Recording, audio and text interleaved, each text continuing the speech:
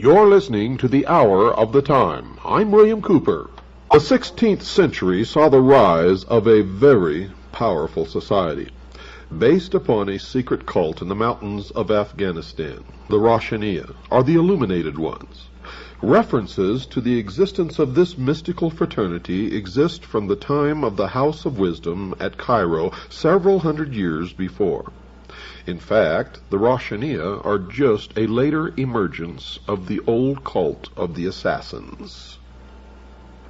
It seems likely that small branches were founded in various parts of the Near and Middle East, which would account for the special usage of the names of the 8 degrees of initiation among them.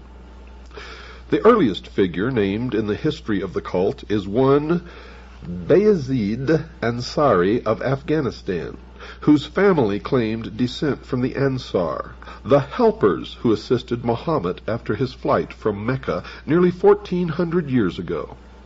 As a reward for this service, he stated his ancestors had been granted initiation into the mysteries of the Ishmaelite religion, the secret inner training which dated from Abraham's rebuilding of the temple at Mecca, the mystical Haram, to the Assassins through the Roshaniya and into Europe via the Knights Templar. Bayezid's own father, however, was known to be as narrowly conventional as anyone in the country, and one account of the rapid rise of the sect has it that Bayezid, after a period of preparation for the normal priesthood, was converted to his strange doctrine by a missionary from the Ismailis, the sectarians holding a secret doctrine supposedly handed down in the family of the Prophet, who maintained hidden lodges throughout the world of Islam, and also claimed, after the Crusades, to have penetrated with their ideas even Spain, Germany, France, and parts of Britain. However this may be, the Illuminated Ones soon became more than a headache for the governors of Afghanistan, the Mughal rulers of India, and their Persian neighbors. Not far from Peshawar, which is now in the northwest of Pakistan, Bayezid set up a small school where he carefully coached those who had been initiated by him in the knowledge of the supernatural that he claimed. A period of probation was expected from each candidate, during which he would go into periods of concealment or meditation, known as khilwat, or silence. During this time, he was to receive the illumination, which was emanated from the Supreme Being, who desired a class of perfect men and women to carry out the organization and direction of the world. Bayezid collected in this way, over a period of 3 years, about 50 staunch disciples, whom he had trained in obedience, and to whom, so we are told, he had shown a way whereby they could liberate their inner powers. Well, this meant that they were ready to follow his further instructions. These orders, according to what his opponents say, were that the whole sect would now become bandits, to prey upon the rest of the world, and all those who could not identify themselves by their secret sign were their legal and lawful prey. Little information is available from the other side, but 3 letters said to have been written from one branch to another contain in outline a plan to reshape the entire social system of the world, first taking control of individual countries one by one. And where have we heard that before? We've heard it from every one of the histories of all of these different sects of Mystery Babylon, which on the outward appearance seem to be different from each other. But on the esoteric level, are one and the same religion, with one and the same plan, with one and the same goal, all working toward that end. And the end always justifies the means. Now something does survive of the degrees of initiation.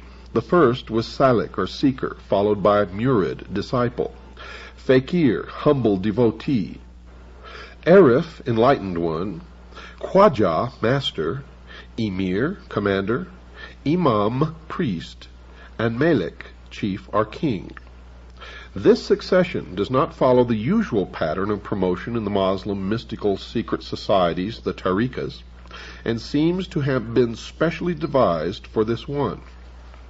In the first 3 degrees, the candidate perfected himself by repetitions of certain phrases which were believed to carry power.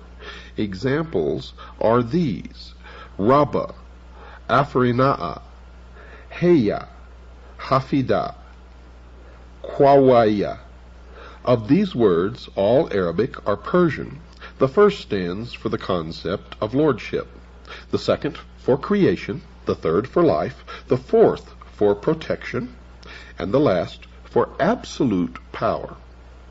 If they were repeated with deep meditation upon various forms of their manifestations in human life, it was believed the appropriate power would come into the devotee. Now, no special deity was worshipped, but it was believed that there was a supreme overall power, which was known by the sum of its individual powers, lordship, protection, and so on, a type of pantheism which works its way into the modern mystical societies of today.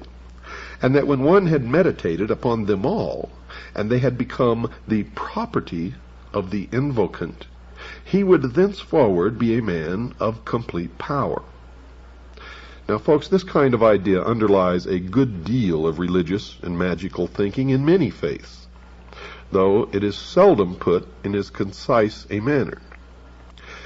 The enlightened one of the 4th degree was he who could attain, during the rituals, complete identification with this overall power, and was guided by it in all that he did. It was said that he could communicate directly with the unknown or hidden supervisors. Now this meant that, apart from the guidance of the chief, he was free to suit his own pleasure in life. No theological or social bonds limited him. It is at this stage, said the illuminated, that the Arif could perform acts of wonder and magic, influence the physical world, and know the secrets of others. He attained this degree through the acceptance of him by the master, to whom he had confided his dreams and mystical ecstasies. The master alone really knew whether these were true or false experiences, and promoted him accordingly. Some people proceeded to the higher degrees without going through all the lower ones, because they were helped by the spirits of former illuminates who had died. The master, emir, imam, and malik degrees were reserved for the very highest men and women initiates.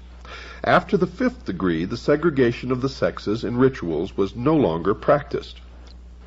Anyone of the degree of imam and higher could start his own lodge and make his own disciples.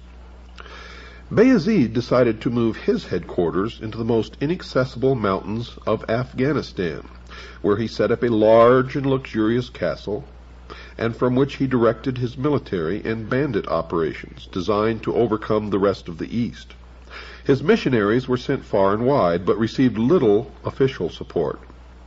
The cult did, however, spread among merchants and soldiers who thought that this gateway to mystical experiences was something to enter.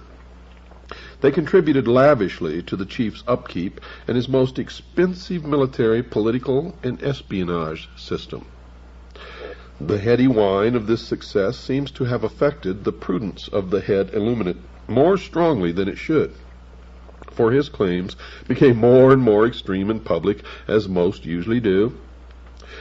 There was, he now preached, no afterlife of the kind currently believed in. No reward or punishment, only a spirit state which was completely different from earthly life. The spirits, if they belonged to the order, could continue to enjoy themselves and be earthly powers, acting through living members, but that was all. The preaching of this spiritual vampirism seemed to delight his followers as much as it infuriated his enemies, because Bayezid now gave out more and more of the new doctrine based upon his no afterlife creed. Eat, drink, be merry, gain power, look after yourself. You have no allegiance except to the order, he told them, and all humanity which cannot identify itself by our secret sign is our lawful prey. The secret signal was to pass a hand over the forehead, palm inwards, the countersign to hold the ear with the fingers and support the elbow in the cupped other hand. And you can see that sign be exchanged even today in the courts of law all over the United States of America between lawyers and judges, defendants and judges, prosecutors and judges, prosecutors and defending lawyers, etc., etc., etc.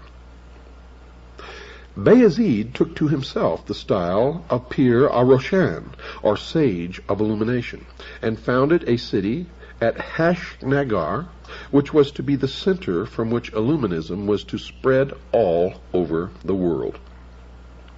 Now, each member of his following was given a new name upon entry. Does that sound familiar? And this name depended upon the guild to which he, in theory, belonged. According to Bayezid, all humanity was divided into professions. His were lamp makers. Some members were the makers, others sold lamps. Some were known as this kind of lamp, some another. Lamp of the darkness was a typical example. Among the other guilds noted are those of the builders. Does that sound familiar? Soldiers, merchants of various kinds, and scribes. They can be found today in organizations such as the American Medical Association or the American Bar Association, etc., etc. Writing in the 19th century, an Afghan scholar who was by no means fond of the society of the Roshaniya claimed that they were, in fact, an organization devoted to fighting against the tyranny of the Moguls, and that the banditry and strange doctrines attributed to them were untrue, allegations by interested parties. He based this upon 2 manuscript copies of the objectives of the order, which seem to have stated that it was dedicated to influencing people of importance throughout the East and West towards greater justice and self-training into the immense capacities of the human mind, whereby wonders can be caused, and through which the harmony of the world will be established. Now, these ideas are taken from those enshrined in our ancient literature and practices, as well as those of the Persians, many of whom followed the true illuminated path before the new message was revealed, they stated. In the end, the imperial Mogul decided that something must be done about the widespread power of the militant mystics of the Hindu Kush mountains. The governor of Kabul arrested Bayezid, clapped him in irons, and paraded him through the streets to show that here was no supernatural being.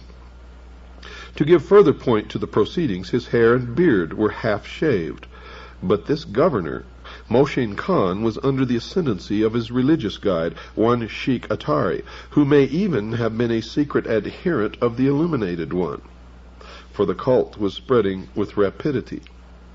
In any case, he told the governor that Bayezid was undoubtedly a man of great and holy attainments, and that considerable suffering would inevitably attend anyone who treated this man harshly. Bayezid was allowed to escape. The indignities to which he had been subjected kindled his illuminism still higher. Calling his numerous companions, he retired to tribal Tehra, where he set up a military and court atmosphere which is still remembered for its glamour, fervor, and mystery.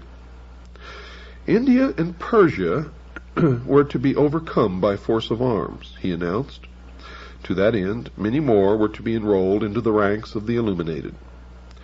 Enthusiastic scenes throughout Afghanistan resulted from the proclamation, which was carried far and wide to the accompaniment of kettle drums and wild sword dances. And when he was ready, Bayezid, attended by his halqa, or circle of dervishes, led the campaign into the lush land of India. Intercepted by the Moshin Khan, whom he had earlier escaped, he was wounded, put to flight, and he eventually died as a result of this encounter. His son, Omar Ansari, proclaimed himself leader, and immediately ordered an attack upon the Pathan tribe of the Yusufzai, who had allied themselves with the Mughal. He was killed by the hillman, and his own son, quote, the servant of the one, unquote, took over the leadership. And by the middle of the 17th century, this youth had been killed defending his castle against a Mughal expeditionary force. His infant son escaped with some of his followers into Afghanistan proper, where the cult was restarted. The descendants of this Abdul Qidar, servant of the powerful, continued to rule the fanatics and to send their teachers far and wide. The creed eventually split into two divisions, the military and the religious. And nowadays it is only the followers of the latter who survive, still a secret cult which might, given the right conditions, have touched off a movement as important as that of the assassins. Now, 40 years after the last religio-military leader of the Afghan illuminated ones died, a society of the same name, the Illuminati, came into being in Germany, formed, it is said, by Adam Weishaupt. The young Jesuit priest, a professor of canon law at the Jesuit Ingolstadt University. Coincidences of date and beliefs connect these Bavarian Illuminati with the Afghan ones, and also with the other cults which called themselves illuminated. In actual fact, they are all the same. The beginning of the 17th century saw the foundation of the illuminated ones of Spain, the Alumbrados, condemned in an edict of the Grand Inquisition in 1623, out of which the condemned Ignatius Loyola emerged as a man immune to prosecution, arrest, or accusation from any king, prince, or prelate, as the head of one of the most powerful secret societies ever organized, the Society of Jesus, now known as the Jesuits.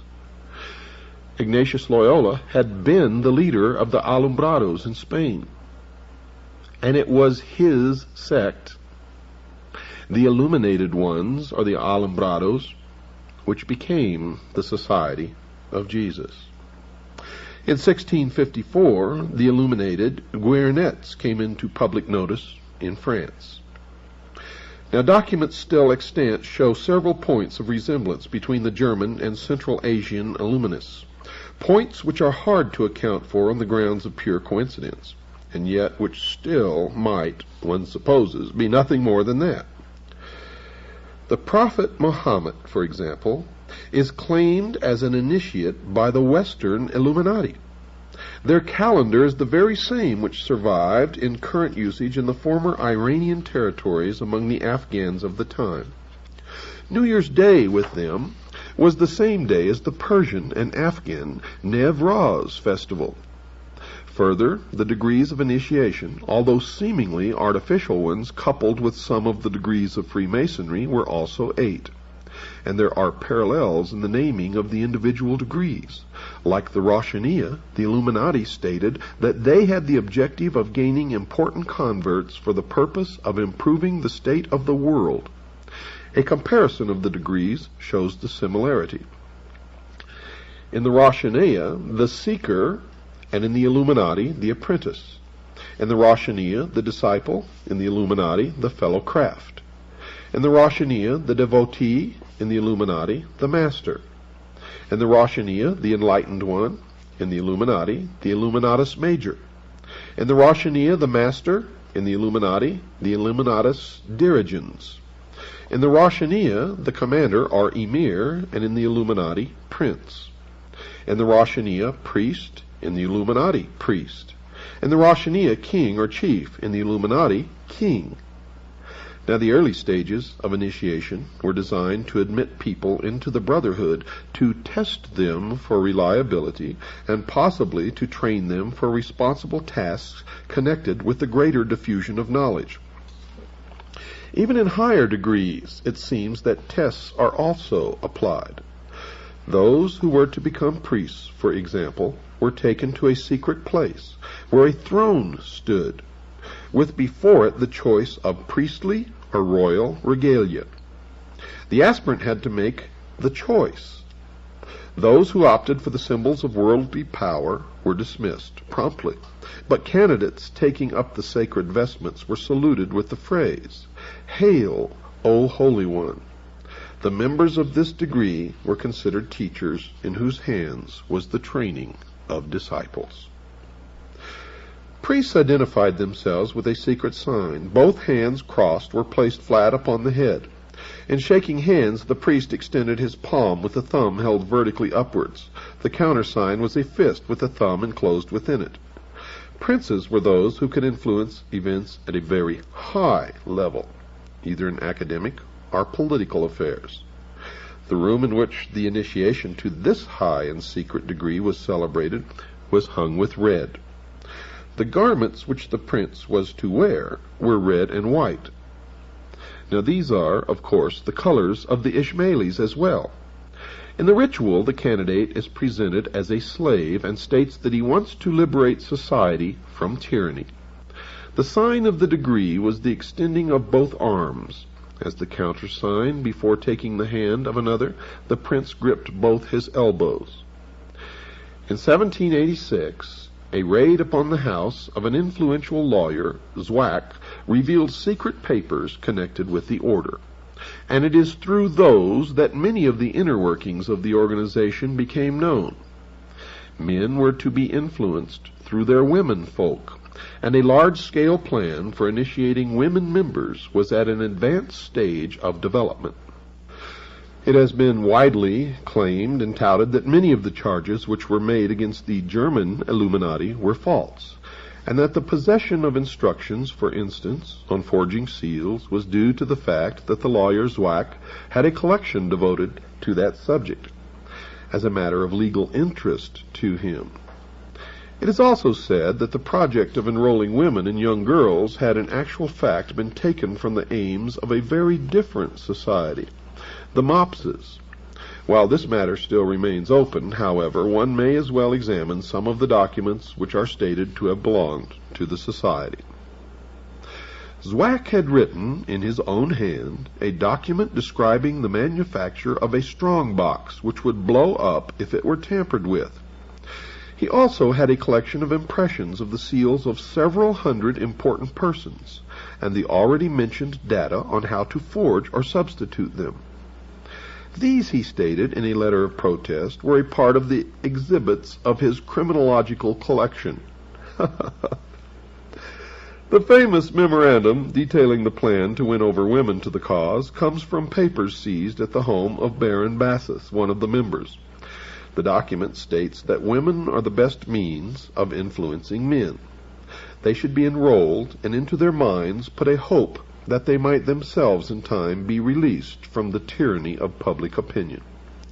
Another letter asks how young women can be influenced, since their mothers would not consent to their being placed under the Illuminati for instruction. 5 women were suggested by one member as a start. They were 4 stepdaughters of one of the Illuminati, who were to be placed in the care of the wife of yet another illuminated one. They, in their turn, would enlarge the society through their friends. It was further mentioned that women are not considered to be really suitable for such an undertaking, because they are, quote, fickle and impatient, unquote. But the order was most sorely hit by the fact that something quite discreditable to the character of the founder was discovered, and it was thought that he might be trying to use the organization for personal reasons. Now, the establishment version goes something like this. Weishaupt, upon the suppression of the order, refused a pension which he was offered after he had been dismissed from his professorial chair. He attributed his downfall to the machinations of the Jesuits, whom he hated, and who had opposed him, as he was not of their number, whereas they considered the university post which he held to be a long-standing prerogative of their own. And nothing could be farther from the truth, for Adam Weishaupt was himself a Jesuit priest, holding a professorial chair at a Jesuit university. Now he and Zwack were both banished, and little is heard of them thereafter, although there are rumors that they carried on the society respectively in Saxe-Coburg in the Netherlands. Another incident that you will not hear in establishment accounts is the story of the messenger riding from one Bavarian Illuminati lodge to another, who was literally struck by lightning, divine intervention if you will, struck dead from his horse, in his pouch carrying the papers of a secret plan to take over individual nations and ultimately the world, were put into the hands of the Bavarian government. And many of the portions of these papers are almost word for word what later became known as the protocols of the wise men. Illuminism had spread to France, however, some years before its suppression in Germany. Influential personages were members, many drawn from the ranks of the important Freemasons of Paris. As in the case of the German branch, it was soon alleged that they pursued terrible aims and practiced frightful orgies. An extract from a French book of the 1790s, La Secte des Illuminés, will give a fair idea of this. The huge chateau of Ermenonville near Paris was one of the chief lodges of the illuminated. It belonged to the Marquis of Girardin, who protected Rousseau and later gave him a tomb on his estate. Saint-Germain, the notable impostor, presided over it. He claimed to be 1,000 years old and to be able to make gold. He was said to be immortal, but strangely died in 1784. And even today, some Looney Tune wackos claim that they converse with Saint Germain, who's still alive, walking around in a modern-day suit and tie. Well, on the day of his initiation at the chateau of Ermenonville, the candidate was conducted through a long, dark passage into an immense hall draped with black. There were faint lamps set around the room. There were men dressed as corpses in shrouds. There was an altar of human skeletons which stood in the center of a large hall, and in the darkness, in the flickering low lamplight, the priest conducting the initiation resembled ghostly forms moving through the hall, and everywhere there was the stench of some terrible odor. Two men dressed as specters always appeared and tied a pink band or ribbon which was smeared with blood around the forehead of the candidate. Upon this was an image of the Lady of Loretto. Does this sound familiar, ladies and gentlemen? A crucifix was placed in his hand and an amulet hung around his neck. He was asked to remove his clothes, and if he showed any hesitancy, his clothes were removed for him and laid upon a funeral pyre.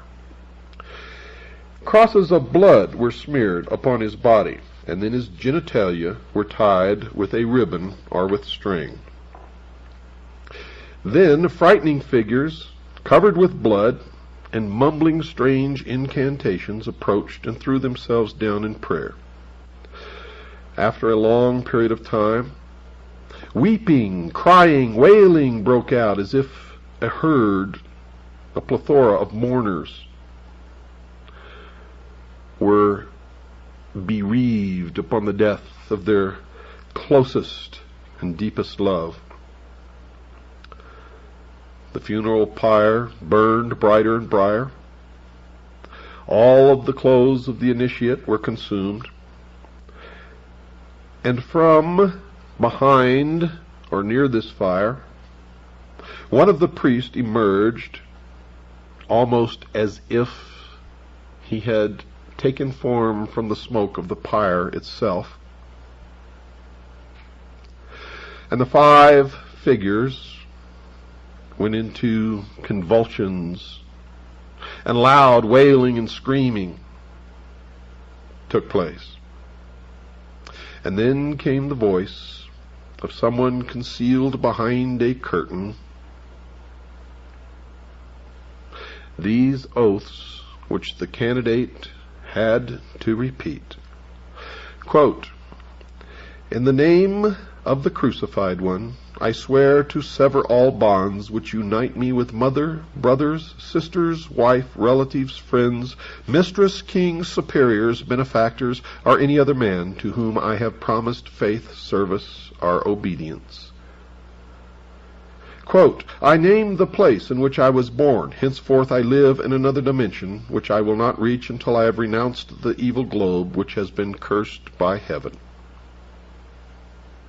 From now onwards I shall reveal to my new chief all that I have heard or found out, and I shall also seek out and observe things which might otherwise have escaped me. I honor the aqua tofana. It is a quick and essential medium of removing from the earth, through death or robbing them of their wits, of those who oppose truth and those who try to take it from our hands. I shall avoid Spain, Naples, and all other accursed lands, and I shall avoid the temptation to betray what I have now heard. Lightning will not strike as rapidly as the dagger, which will reach me wherever I may be, should I betray my initiation." Unquote. Then a 7-branched candelabrum bearing 7 black candles was placed before the candidate, and a large bowl containing human blood. The candidate washed himself in the blood and drank a quantity of it. The string around his genitalia was removed, and then he was carried to a bath to undergo complete ablution. After this, he was given a meal composed of root vegetables. Now, folks, while it is possible that such ceremonies as this have actually taken place, and we know that they have, because it is the exact ceremony that George Bush underwent in the crypt, or what is known as the tomb, the skull and bones, at Yale University. But it will be recalled that such items as human blood are generally not of the genuine variety in any society other than those reputed to be dedicated to criminal or perverted ends. Well, I have this to say: no one knows but those who actually take part in the ceremony, whether it's chicken blood or human blood or pig blood or cow's blood. And as with the initiations of other societies, there is no doubt that the candidate may have been made to believe that he was actually going through an initiation which involved horrible things of this nature, such as human blood. Initiation into the ancient mysteries was often accompanied by the exposure of the candidate to fear and other emotions in order to make him receptive to the oath or message which was to be made manifest.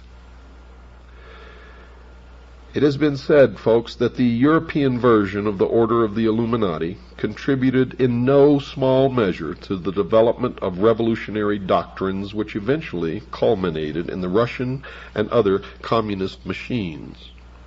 And in fact, for those of serious study who have perused the depths of the available material, as I and others have no doubt whatsoever that communism, international socialism, is the direct product of the mystery schools of the Illuminati, as was the formation of this nation, which was guaranteed to lead us in to what is known as the New World Order, Novus Ordo Seclorum, the formation of a one-world totalitarian state ruled by benevolent despotism, is the way that they put it.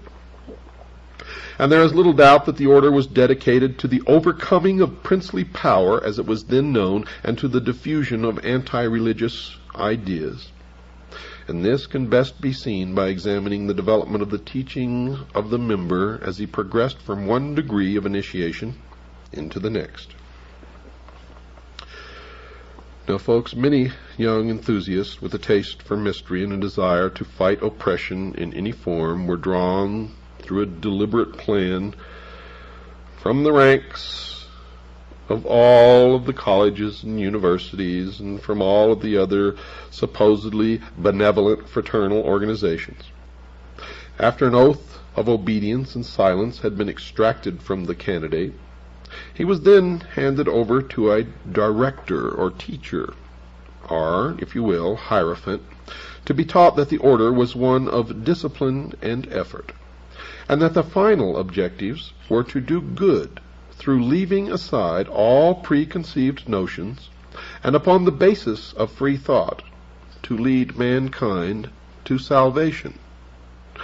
But salvation granted by who? And salvation from what? That is the question that intelligent men should be asking. However, it's been my experience that most men and most women don't ask any questions whatsoever, or very few anyway. Those who managed to show that they were likely to accept the next stage in teaching were advanced to the rank in which he was made to swear that he would work under the orders of his masters without doubt or question. He would not use his critical faculties in any way, in any matter connected with such instructions. Now, in the lower ranks are the nursery for all you Blue Lodge Master Masons out there who think you know so much and are nothing more than the greatest group of followers ever conceived and let loose upon humanity. Yes, in the nursery, the member was very much in the dark as to the way in which the order was run and how it should accomplish its design of freeing the world. As he progressed, however, he found that a part of his service to the society was to gain financial and social power, and to place them at the disposal of the group. Indeed, he was expected to be a diligent Mason, and to try to gain control over Freemason funds. It was not until the 10th rite of promotion had been completed that the member was given, with the grade of priest, certain definite knowledge. And now today, in the order known as the Scottish Rite, this information is not given until the candidate actually reaches the 30th degree, according to the actual writings of the man who was the Grand Commander of all Freemasonry of the world and of the Scottish Rite of Freemasonry in the United States, Mr. Pike, General Pike. Well, this knowledge included the fact that the Illuminati were proposing to destroy princes and prelates throughout the world, and were to remove forever the feeling of local nationality from the minds of men. Another goal was to destroy all existing religions. The ways in which this was to be done involved infiltrating high positions in education, administration of government, the military, and, of course, the press. The very highest degrees showed that the rationalism and materialism of the thinkers who developed it were determined to stamp out all belief in religion, God, and any faith in a deity, the initiate was told, were human inventions, and they had no meaning whatsoever. Now, this was developed further, and the member who arrived at the highest position in the order, or that designated as Rex or King, learned that he was now the same as any king, on the same level, with the same rights and the same divine right of rule, and that all men were capable of equal advancement. But all men were not equal. Hence the need for kings over man was an illusion perpetrated by those in power, and this perpetration was to be broken at all costs. And the highest, or the man who sat at the head of the council of hidden supervisors, made up of 9 members, was designated as Rex Mundi, or literally translated, King of the World. In their machinations to overthrow, topple the kings and queens of all of the countries of the world from their thrones, they established the United States of America in the English colonies in the New World, and its ultimate goal, its secret destiny, was to be the catalyst to bring into the world what they called the Great Society or the New World Order. And it certainly worked, dear listeners. As you can look back through history, the granting of the common man of liberty, fraternity, equality, freedom that he had never tasted or known before in history, lit the spark that then ignited the French Revolution, of course, with the leadership and the manipulation of the people of the Illuminati, the lodges of Freemasonry, the Ancient Order of the Rose and Cross, and others. At the highest level, are all the same, with the same goals. And this spark of revolution spread throughout the world. And until we all grow up and learn how to stop this, it will continue. As the secret societies propel us, manipulate us, deceive us, lie, operating in secret, infiltrating everything decent and good that man has ever built, destroying it from within, bringing closer and closer their goal of what they believe to be a utopia on earth, a one-world, totalitarian, socialist order.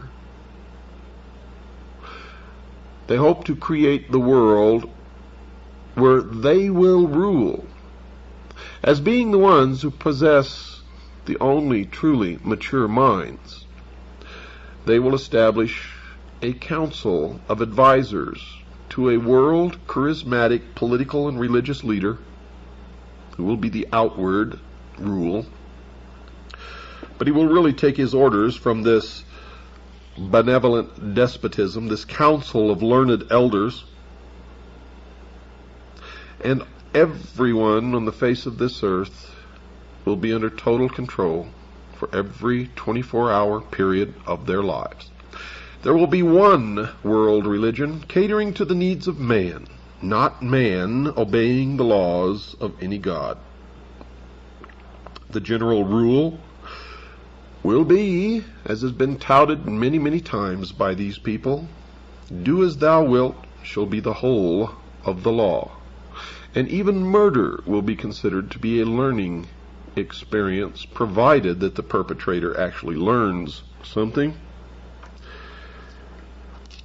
People who exhibit violent tendencies as a matter of normal behavior on their part will simply be eliminated. Ladies and gentlemen, I hope this is beginning to come together and make sense to you. If it doesn't, as yet, we have a long, long way to go, as you have probably already begun to understand. Now, folks, we are at the current time $1,800 in the hole for airtime. If you want this program to stay on the air, we had better start receiving some donations from your end. Now, those of you who have been donating, and some of you have sent sizable contributions to WWCR to pay for airtime, we sincerely thank you. But all those of you who have been sitting out there doing nothing, contributing nothing, and absorbing the years and years of work from me and all of the members of CAGI who bring together this wealth of information so that you can receive it. It's time that you put up your fair share. So send it in now. You can send it in to the address given at the end of this program, and while you're at it, ask for a packet of information and you'll get it. or you can call Stan at 602-56